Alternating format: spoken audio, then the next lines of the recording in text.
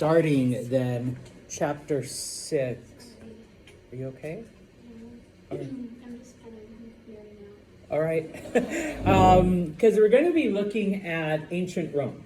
All right. Now, in the last chapter, when we talked about the Greek city-states and Alexander and, Hellenism and all of that, we basically get up to around the year maybe 200, 150 BCE. So we're going to take a step back about 500 years, okay? And we briefly talked about Rome, only in the context to talk about how Hellenism, how, Greek culture influenced Rome. So we're going back, okay? Like many of the other civilizations that we've looked at, all right, Rome kind of starts off the same way, except, of course, if my math is right, I don't know, 6,000 years later, okay? You have, the wandering people, they settle down, they domesticate animals, and so around 753, we see a small village develop, and just like in the other areas, okay, next to a river.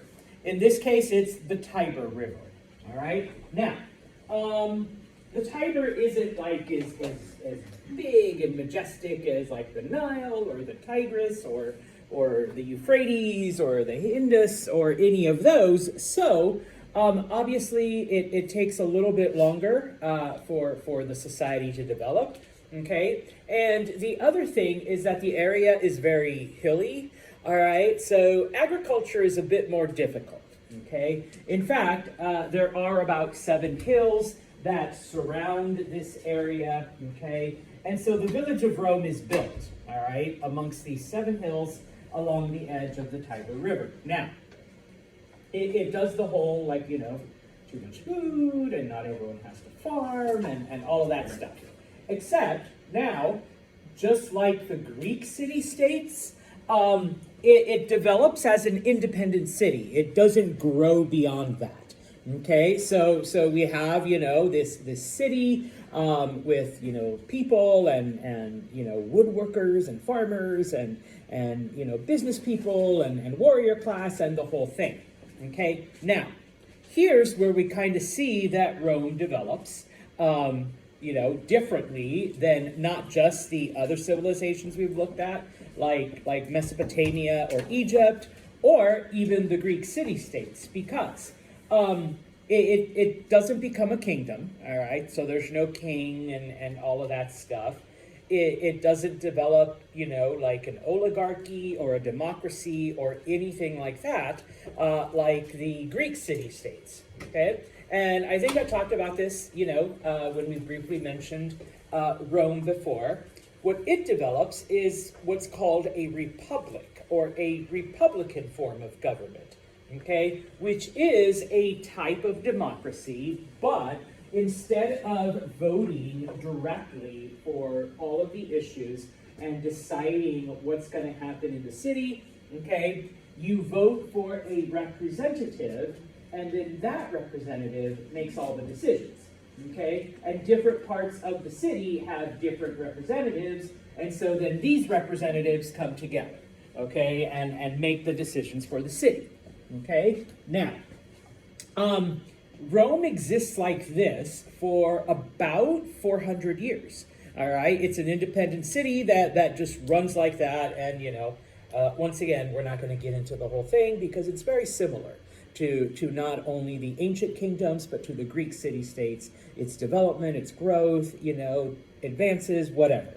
But we get to about the year 330, and Rome begins to conquer now the surrounding areas. I mean, their population has grown, they need more land, and of course, they encounter other groups of people that live in this area, which eventually will be called Italy. Okay, for now it's just a big boot-like peninsula. Okay, and so as they go out and conquer, it's interesting because Rome doesn't like directly subjugate the people. It expands these republican ideas. So as they conquer the neighboring city, then they're like, okay, you guys have to vote for representatives now. And they're like, what? We always had a king. Well, now you get to choose. All right, and then that representative is going to come to the main city, and they're going to be a part of governing all the stuff. Okay, and so most of the people in Italy at this time are divided into two tribes. Okay, one of them is known as the Etruscans, and the other ones are known as Latins. Okay, the Romans were Latin-ish.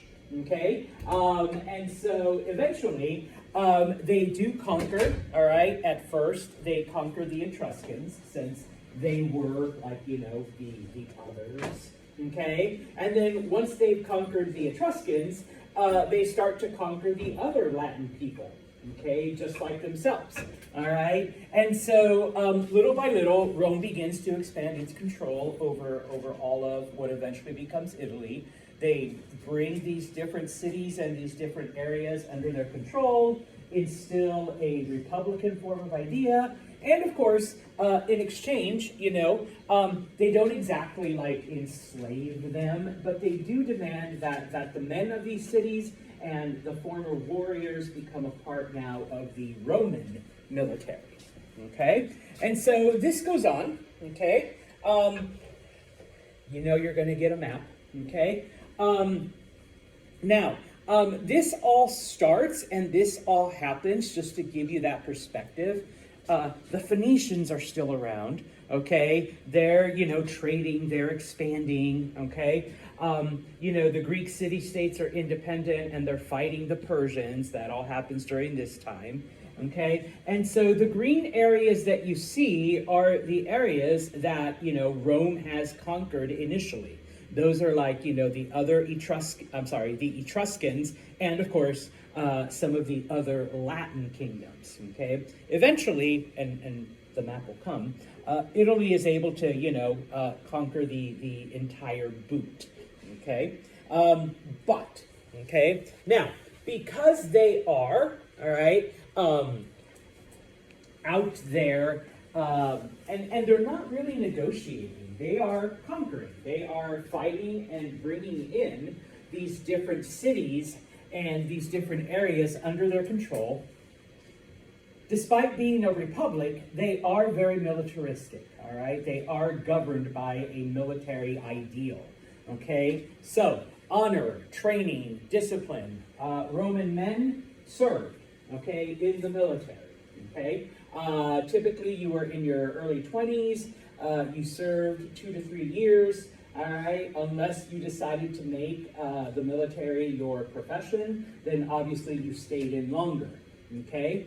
And yeah, they were some of the best trained soldiers. I mean, they weren't extreme like the Spartans were, all right? But they did receive, you know, a lot of training, okay? And of course, obviously, in order to tolerate some of this, all right, a lot of discipline, okay? You gotta, you know, break these soldiers and make them into what you want them, all right? Now, obviously, one of the ethos and one of the reasons why the Romans were able to conquer all of Italy so quickly, they were taught to never accept defeat, okay? Better that you die, you know, better to be brought back on your shield than as a prisoner, okay, type of thing. And of course, in order to instill fear and discipline, during this time, any minor infraction, so any violation of the rules, even like, I don't know, you didn't put your spear away, you know,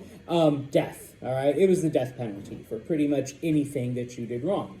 And so, yeah, the Roman soldiers then were were like the best warriors in Italy, and they were disciplined, and, you know, fear of dishonor and being killed for whatever outweighed, you know, any fear that they could have in battle, all right?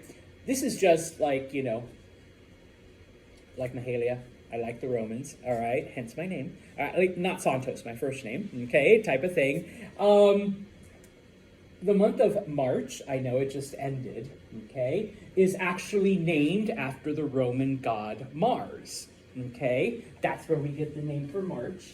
And why is it called March? Well, Mars was the Roman god of war, and that's the month when wars started, okay? Remember that even up until 150, 200 years ago, armies only fought in nice weather. Okay, when winter came, that's it. They stopped. They either went home or they made a camp and they stayed there until the weather got nice again. Now, I know today is a shitty example, but typically by March, okay, it's gotten warmer again, the snow has melted, and so that's when they started fighting again. They fought all through the summer, early fall. By the time winter came around, okay, we closed down stuff, all right? The idea of fighting year-round in all kinds of weather, the Chinese did it first, but it wasn't something that people would actually do until the 1800s type of thing, fuck the snow, you're fighting anyways, all right, type of thing. So yes, okay. And if you want to know, June, it's named after Juno, all right, Jupiter's wife, okay, type of thing. Well, the rest of them don't make sense because they do. July is actually named after Julius Caesar. He named it after himself when he did the calendar. August was named after his son/nephew Augustus. So yeah, name it after yourself. Name it after your favorite. And then September, October, November, December. Because the original Roman calendar only had 10 months. Okay, so Sept, 7, Oct. Ooh, what's an octopus? 8. Yeah. Nove. Nueve, 9, and then a decade, okay, 10. Yeah, so I've had students that way, why is it 10, but December's the 12th? Well, because Julius Caesar stuck 2 extra months in there. One after him, one after his favorite nephew, okay, type of thing. So, huh? He said his nephew and son. He was his nephew, and then he adopted him. So then he became, that way he... I watched the whole Rome series. Yeah, any questions, ask Mahalia, all right? So yes, he was his nephew, and then when the parents died, he adopted him, so he became his son. All right, so yes, okay? And honestly, it took them 50 years. This is how good they were. By 275, all of Italy was under Roman control. Okay, so that was now Rome, all right? And so now, okay, now that Rome has conquered every other, and once again, they weren't called Italians back then, but just so that we understand, now that they've conquered every other Italian, okay, they're looking then at other people, all right? Now, their greatest rival is Carthage. Okay, and if you recall, Carthage was started by the Phoenicians, and so the Carthaginians continued this tradition of trade and exploration and, sailing all over the Mediterranean and establishing colonies. And so, yeah, Carthage started as a Phoenician colony. Once the Phoenicians, disappeared and were conquered and absorbed into history, the Carthaginians then became their own independent kingdom in North Africa based on trade. So, and this map I've shown you because now this is at the same time that Alexander conquered, Alexander died, his empire is divided into 3 separate kingdoms, okay? Carthage controlled, outside of Egypt, Carthage controlled all of North Africa, okay? They had already started settling in Spain, and they controlled all of the islands, Sardinia and Corsica and, Majorca, and a couple of other ones in the Mediterranean, okay? Rome has just finished conquering Italy, all right? And so what begins to happen is that Rome now has their eyes on Sicily, okay? That's the next Italian part that they're gonna take over, but the Carthaginians are already there. Okay, so it's kind of okay, get out of our neighborhood. And the Carthaginians are oh, we were here first. Okay, in addition to the Carthaginians, there were also Greeks that lived there. The city of Syracuse, not that one, but the original one, it was actually founded by Greek colonists. Was it pronounced like that, or was it pronounced differently? Siracusa. Yeah. So yeah, I'm just saying it in English. All right, so yeah, okay. And so what happens? All right, now remember, I don't ask you to remember a lot of battles or a lot of dates or a lot of whatevers. Okay, I mean I've asked for like 2 or 3, maybe a couple more. This one, yes. All right, but I'm not going to ask you to go into detail.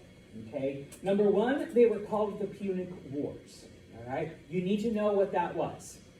3 wars between Rome and Carthage. Okay, you don't need to remember the dates. All right, if you want to, great. I know Mahalia probably has them, up here, but you don't have to. You just have to remember the Punic Wars were 3 wars between Rome and Carthage.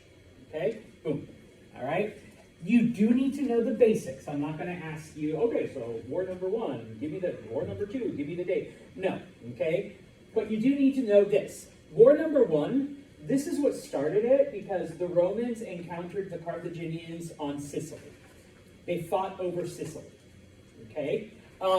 Spoiler alert, Rome won, okay? And so Carthage had to leave Sicily alone. And then, afterwards, the Romans kicked out whatever Greek colonies were there, so they took over all of Sicily. Okay. Of course, this is where the Romans first come into contact, and they're like, damn, this Greek shit's pretty awesome. All right? And so, they started adopting Greek culture. But, okay, Punic War number 1, Carthage, Rome, Sicily, Rome wins. All right? Punic War number 2, okay, which happens about 10, 15 years later. Okay? And this is probably the most famous one, only because this is the one that involves Hannibal, who was a Carthaginian general, who basically took a Carthaginian army along with these giant creatures with funny ears and noses that no one had ever seen before in Italy. Okay, yes, elephants. All right, what he does is he goes to Spain, which is, Carthaginian land, and he marches them from Spain, all the way through Spain, all the way through France, and the Italians were feeling pretty secure because, and I promise I'll come back, all right, you can't see it on this map, but there are mountains right here, really big-ass mountains known as the Alps, okay? They figured there is no way an army can cross those mountains. Hannibal proves them wrong, okay? He crosses over the Alps and he enters Italy, okay? Now, the problem is that, it was pretty dangerous. It is pretty treacherous. The Carthaginians are from North Africa, where it's hot. It's desert, mostly, okay? The Alps are cold, snow, all right? So Hannibal actually lost a lot of men crossing the Alps. He originally took 30 elephants with him. Only 9 survived crossing the Alps. Poor baby. I know. Elephants aren't made to cross mountains, all right, or snow. A lot of them either froze to death or, fell. Yeah. You said that people died in there once, people said elephants died. Yeah, so only 9 of them made it. Okay, so even though Hannibal is in Italy, and even though he's causing all kinds of terror and destruction and scaring all of the people, he can't actually conquer Italy, okay? Not with the men and not with only 9 elephants, okay? Eventually they all die, obviously, as he's going through Italy and as they're fighting the Roman armies. And so, basically the best he can do is just, terrorize the Roman population. Oh damn, here come those big weird creatures and the Carthaginian army and boom, okay? So what does Rome do? Rome says, hey, let's let him keep, doing all this shit. If we invade Carthage, okay, Hannibal is gonna have to retreat and go to defend their capital city. And it works, okay? Rome sends their army, all right, because it's a pretty short hop from Sicily to Carthage, and so Hannibal is forced to then take whatever men he has left and try to defend Carthage, okay? Spoiler alert, Rome wins, okay, at the Battle of Zama, all right? You don't need to remember that, but Rome wins, okay?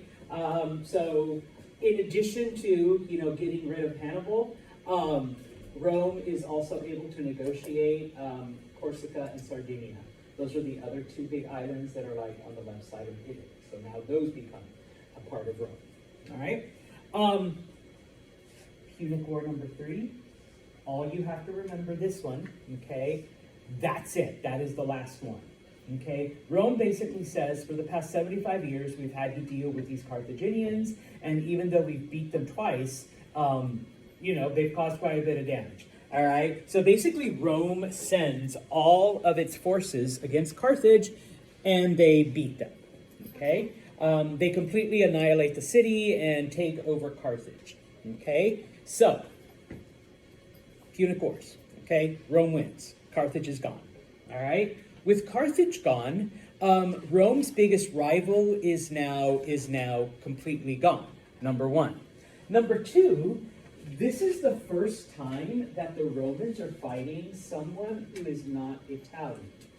Okay? Because up until now, conquering Italy, all right, they were just other Italian people that they were taking over. All right? But now that Rome is fighting against people that aren't like their type, okay, and they realize that, hey, we kick ass. All right? They start to expand aggressively into other areas. I mean, all of this started, and it took place over a 110-year period. All of this started just because Carthage wanted Sicily, and so did Rome, and that was it. Okay, but now Rome says we conquered all of Carthage, so now they also control most of North Africa and parts of Spain. Why don't we just start conquering everything else? Okay, so the Romans become even more aggressive. Okay, when it comes to conquering people. All right, so we see some changes in the Roman military. Wasn't that also part of the reason why they their downfall? Because Yeah. they spread so much, it was too much. So much, so fast. Yeah. Yeah, because they you need to be able to consolidate and solidify and establish yourself. But they just kept on going. All right, and they did it really quickly. Okay, now some of the changes in the military. Okay, number 1, whereas before Roman soldiers were in their 20s when they were, either joined the army or when they were drafted. Remember, the word conscript means to draft. Now the Romans are drafting 17 and 18-year-old men. Okay, so that would be most of you guys. All right, taking you into the army. Whereas before you would serve 2 or 3 years. Okay, unless, once again, you were going to be a professional soldier. Now, every Roman has to serve for at least 10 years. Okay, so you're drafted at 17, guess what? You're a soldier until you're 27. All right, and if you don't die because Rome is conquering everything, so if you don't die at some point, then you can start your life with whatever you were going to be. Okay, and so in this case, being a soldier becomes the honorable thing. Being a soldier is a way for men of lower class to move up, in society. War and this mentality becomes an integral part of Roman society.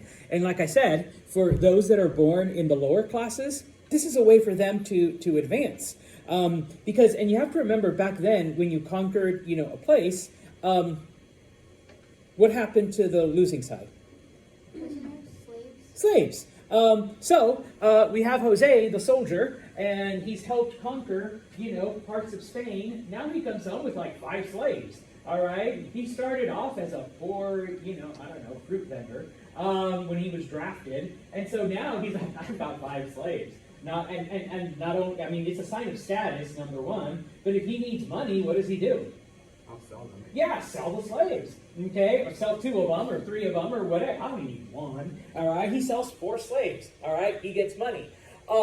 Roman soldiers were given, pieces of land in the areas that they conquered, okay? So while Jose maybe had very little back in Rome, I can settle in Spain now with my 5 slaves and my 10 acres of land. And I can do my own thing, okay, type of stuff. So yeah, the military became a way of life for people and a way for them to advance. Now, just to show you how aggressive and how, like, I don't know, it's almost like the Assyrians, okay? When they conquered Carthage, oh, Kiara. Did they like do recognition for soldiers like how we do now? Or was it kind of Yeah. done then? Yeah. Okay. Many times, like any of like the gold and the treasures, like they would get a portion of it depending on like, you know, your bravery, your achievement, like how many people you kill, you know, all of that stuff. So once again, using Jose as an example, like if he showed unusual bravery, yeah, hey, you know, this artwork that we took out of, yeah, take a couple, like, you know, put it in your new house, you know, in Spain, or even sell it, you know, and so now, you know, you've risen up in society type of thing, okay? And so just to show how pretty, you know, nasty the Romans became, when they conquered Carthage, and once again, like, they never wanted to deal with them again. They've been dealing with them for over 100 years. We never want them to come back ever. They burned the city. And then after they burned the city, they went in and took whatever was left, brick by brick, tore it up. Okay, they made sure there was nothing standing. They even dug up the foundations of buildings. Once they did that, they poured salt all over the area where the city was and in the surrounding parts. Why would you do that? Why would you pour salt? Does it have something to do with like stuff not growing? Stuff won't grow anymore. Okay? They wanted to make sure that Carthage never came back. Okay? Yeah, you can't visit Carthage. I mean, I can tell you, go to Athens, see the Acropolis, like your ruins from, go to Rome, you know, the Colosseum's there, 2,000 years. Yeah, I can't tell you, go visit Carthage and go look at the ruin. No, because there is nothing. The Romans made sure of that. Okay? And this is just a little bit of a side note. I always like throwing this out. The general who led the Roman army that defeated Carthage, his name was Scipio Africanus. Guess what they named after him? Africa. All right, it's named after him. It's named after a Roman general. Okay, now just as an FYI, originally Africa literally only referred to this part, like around Carthage. At some point, they decided to name all of that Africa. Okay, but it's named after a Roman general. Okay, another example, when the Romans conquered Greece, okay, one of the first cities that they took over was the city of Corinth. All right, they were the first ones that they encountered. The Corinthians refused to surrender. All right, they were like, no, we're gonna fight you guys. All right, we know we can beat you. We're badass Greeks. All right, they wrote history about us. Okay, well, Rome wins. All right, and because they refused to surrender, like to them originally, they took every male over the age of 14 and just killed them. Just flat out killed them. Boom. Okay? And then every woman and child that was left over, they sold them off into slavery. Okay? And so when they went to the other city-states, they're like, hey, remember what we did to Corinth? Okay, Delphi, if you don't want the same thing, just surrender now. Make it easier on all of us. And so, you know, the queen of Delphi says, yes, we surrender. All right, don't need the slaughter of every male in our city, okay? Even the Spartans were smart enough to say, you know what, there's no way we're doing that type of thing, okay? And so, all right, not everything, of course, is happy, okay? Because now, the Romans have conquered Italy, the Romans have conquered Carthage, they're conquering other areas, okay? Some of the social problems, some of the issues, okay? Because, yeah, some people might have a problem with a poor fruit vendor that became a soldier and came back from war with treasure and slaves and land. And so now he has power, whereas before he didn't, okay? So we kind of have to take a step back and analyze, okay? Once again, Rome starts off as what's called a republic. All right, just as an F, and this is just because Santos loves languages. All right, the word republic comes from the Latin res publica, which translates to public thing. Okay, because who's picking our representative to make our decisions? Okay? Yeah, the people. All right, the public. Okay, so yeah. Okay, now the way the Roman government worked. Okay. in order to vote, first off, I am so sorry, ladies. You had to be a man, okay, over a certain age, okay? I'm gonna put 18 plus. You had to be over a certain age, but, all right, in addition to that, all right, you had to be a Roman. So, you know, the new people that they're conquering, okay, not quite the same rights yet, okay?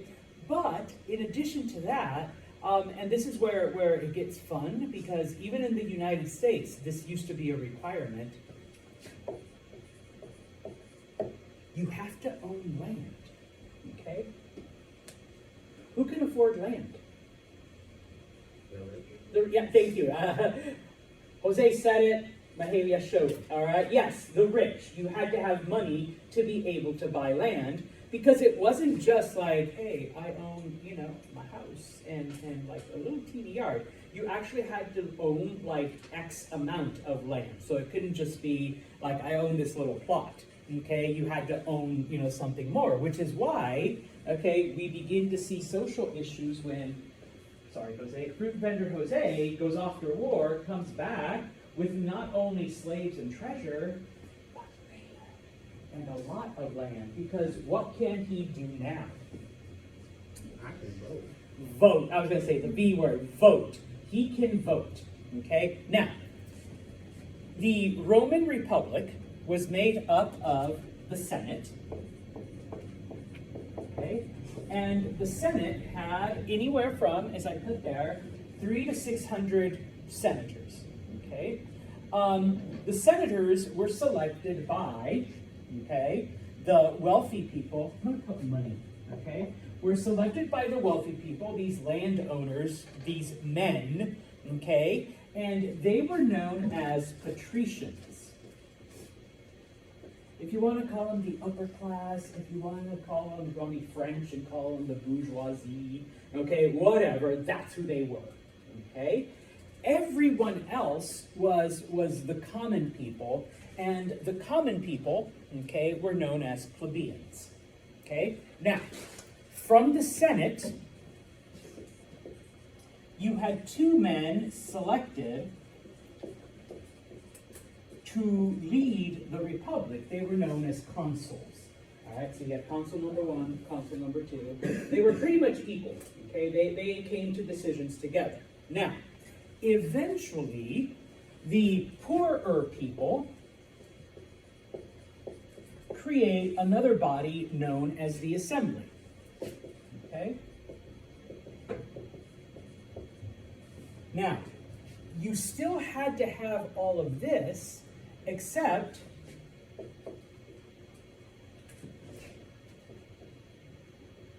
you were able to vote with less land and less money, okay? So, I mean, you still had some land and you still had some money, but you weren't part of the upper class, okay? You were like the working class, and, you know, like the farmers, you know, you had your little plot of land. So you were still able to go out and vote, but you could only select members of the assembly, okay? Now, the Senate, of course, was the more powerful of the two, okay? I'm going to stop for a second. What does this kind of sort of look like? If you think of our government today. The United States, if somebody tells you we're a democracy, they're lying. They're wrong. We're not. We're a republic. More accurately, we're a democratic republic because, yes, we do vote for representatives, okay? We do vote for senators, okay? We no longer have the property requirement, although, like I said, that didn't end until like the 1840s, 1850s. So up until like historically recently, we still had it. Do we have a Senate? Yeah. Do we have an assembly? Well, what do we, I was going to say, we changed it. Once again, like a good plagiarizer, you change one or two things, so it looks like you came up with something original. And Santos can't say, Olivia, you copied it. No. They said assembly. I said House of Representatives. That's way different, Santos. And Olivia's like, yeah, it is. All right, so yes, Okay, now obviously we vote for an executive, which this is a year that we vote. We don't choose it from the Senate. So not 100% plagiarized, all right, but enough. Okay, this is where the founding fathers got the idea, all right, from the Roman Republic. And just FYI, most state governments function like this, except they decided to not be smart like Olivia and never change this. So, does New York have a state assembly? Yes, we do. Okay, I only know that our current representative to the state assembly is Marianne Buttonshaw because she used to work at MD. All right, yeah, she was the dean of social science departments. You guys were like, what? Yeah. So, are we still poor? Huh? Are we still poor then? I know, right? Because once you get we'll talk. Well, we can like even look at Rome and see why. You know, once people get power, then it's like, oh, what's that Spider-Man quote or whatever? Like, if you're a hero, you live long enough to become the villain you hated. Yeah, so that's what happens to him. Don't get me started on preaching here, but yes, once you gain a certain amount of power, and even though you've been championing a certain cause, eventually like you become rich too, and you become powerful, and you're like, well, fuck it, like. So now someone else has to rise up against you, type of thing. So yeah, you live long no, you either die a hero or you live long enough to be the villain that you were fighting against. Okay, that's basically what happens. Marianne's a nice lady, but you know. Anyway, okay, I'm gonna have to edit that part. And a couple other things. Yeah, there were 2 consuls, but sometimes when there was an emergency, one guy took over, and that became known as dicta.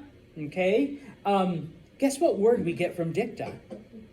Dictator, yeah. So when only one guy's in charge, all right. So yeah, if you learn Latin, you get to know like the roots of all of our words, or most of them. The rest are come in Greek. Okay, so here's what begins to happen. All right, just like we've been talking about. Okay, these guys are the rich ones. They control the Senate, and this is where we get the consuls from. Okay, so eventually, okay, the patricians, the elite, begin to abuse their power. They begin to use their money to get the laws changed to suit them. Okay, there are 600 senators. Okay, the assembly never had more than 120. Okay, because remember, we're talking about the poor people, so only a couple of them could actually, serve, because they met the property requirement and the money requirement and whatnot. Okay, and so basically what begins to happen is that those people that have like less land and less money, little by little, the patricians begin to take their land. Either buying them out or using, different laws or changing the laws to get them to sell and whatnot. And so these citizens that lose their land, what else do they lose? Starts with a B. Yes, they lose the right to vote. So their power now is even less. Okay, so these guys have more power, these guys have less. The poor people have less money, they have to sell their land, they lose the right to vote along with their land. Okay, so many of them begin to go into the cities, and we begin to see the social problems that are associated with overcrowded cities. Okay, poverty and theft and crime and all of these other stuff. So little by little, the Roman Republic is kind of collapsing and all of this stuff. Okay, now every now and then there were people that tried to help and tried to turn things around. And, there were 2 consuls, Tiberius and Gaius Gracchus.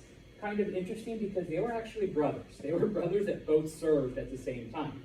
Okay? They actually cared about the population, and they tried to, reverse some of these laws that were disenfranchising, the patricians. He ends up getting assassinated. Okay? Or one of them, Tiberius, ends up getting assassinated, and his brother committed suicide. Okay, we think he was also killed, but the historical records say they found him, dead. All right, and so in this case, then anyone who actually tries to overturn, the different things that the Senate is doing, but that the wealthy are doing, gets their life ended. All right, So the citizens have no options. If, the patricians are going to resort to violence, we need the military, okay? And so the poor people then begin to turn to the military for help, okay? And of course, the generals are like, okay, so the way to get your power back is for you to have, land and money and stuff like that.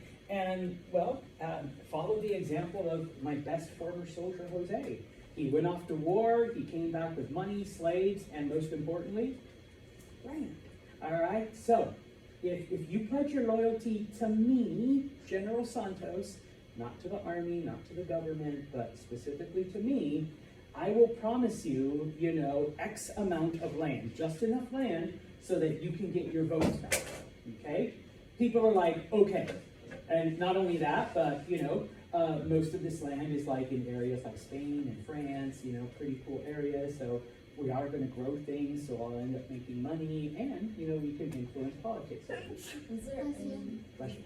is there people that like, is they caring that is they're going to the military or are they? I mean, if you want to have no control and live in poverty and be treated pretty much like a slave, sure, but a lot of people were like, no, we want, some of this power back.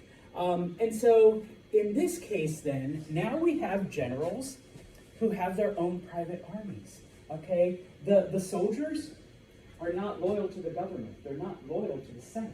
They're not loyal to the consul. They're loyal to me, okay? And so these generals then, not only do they go up against the Senate, once they kind of overthrow, they kind of, bring disorder to this, they don't completely overthrow them, they begin to fight amongst themselves, okay? Because like, hey, sorry, Tori, but I was here first, my men are gonna get this land, and they're like, screw you, Santos, my men are getting this land, and so they begin to fight each other.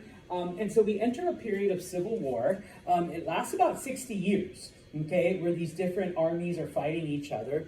Eventually, and I can't get into all of it because there's names, there's people, there's other important ones, but JC, different one, Julius Caesar, okay, he emerges victorious, all right? He emerges as the superior, general, and he takes over the Roman government.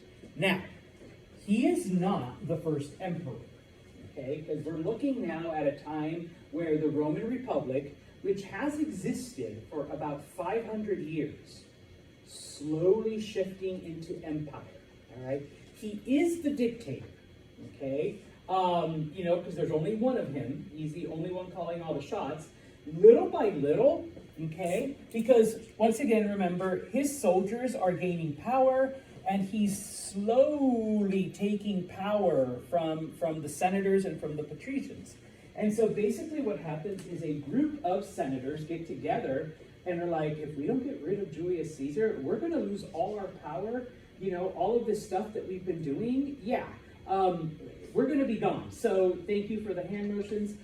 They conspire to assassinate Julius Caesar, which they do on the floor of the Senate. He's stabbed in the back by, records say 15, others say 25, some say 30 men, 30 senators, excuse me, they all stab him, they take their turn. And actually we just celebrated the anniversary because it happens on what's called the Ides of March. Oh, yeah. Does anyone know what date the Ides of March is? No? That's okay, the 15th. 15th of March, right after Pi Day. All right, so on the Ides of March, on March 15th, okay, he is assassinated on the floor of the Senate. All right, now, of course, that's not the end of things, okay? Remember, all right, this son/nephew, okay, and I put here adopted son, his name is Octavian. He basically takes over, he inherits all of Julius Caesar's stuff, army, wealth, power, okay? And so in this case, first Octavian goes after the senators that, were complicit in assassinating Julius. He goes after the people that helped them, all right?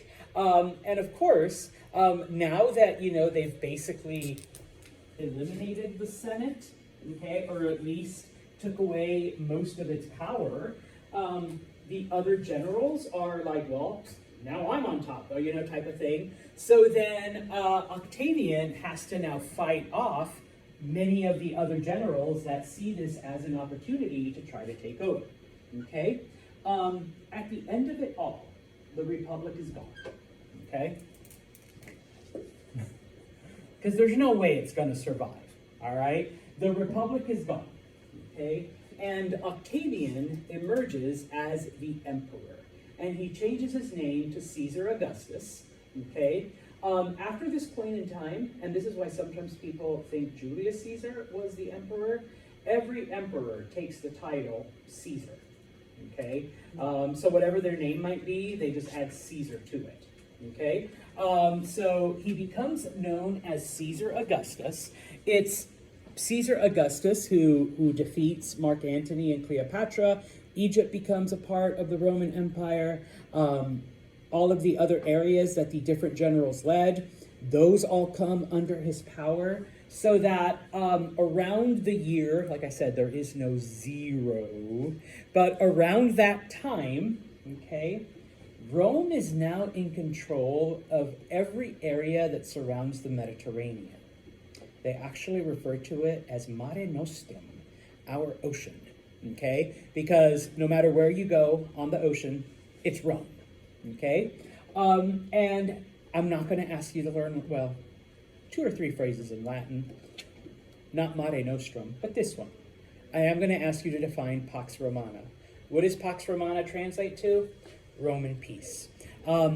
Historians refer to the next 200 years as the Golden Age of Rome, or Pax Romana, because nobody challenges Rome, all right? Rome is now an empire, the most powerful empire on the planet. Nobody goes up against them. Yeah, we'll talk about those pesky Germans in the next class.